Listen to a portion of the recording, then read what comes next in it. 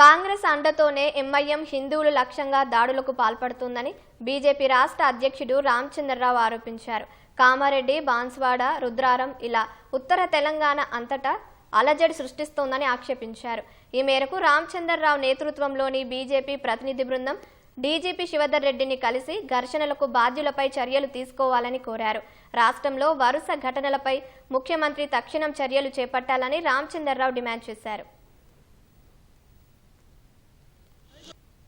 కామారెడ్డిలో మా ఎమ్మెల్యే కాటేపల్లి వెంకటరమణారెడ్డి గారి ఎమ్మెల్యే గారి మీద దాడి చేసే ప్రయత్నం చేశారు.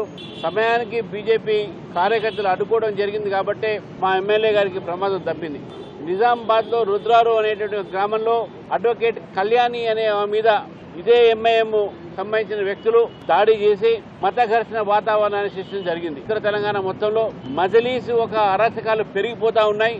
మరి పోలీసులు కూడా నామకే వాస్తే ఇద్దరు ముగ్గురిని అరెస్ట్ చేసి చూపెడతా ఉన్నారు. దెబ్బతిన్నది మేము, మా మీదనే దాడులు అయినాయి, కేసులు మాత్రం మా మీదనే పెడతా ఉన్నారు. దాడి చేసిన వాళ్ళ మీద కేసులు లేవు. దీన్ని ప్రోత్సహిస్తుంది మా కాంగ్రెస్ పార్టీ కదా. ఈ ఘర్షణలకు కారణమయ్యారో వారిపైన యాక్షన్ తీసుకోవాలి.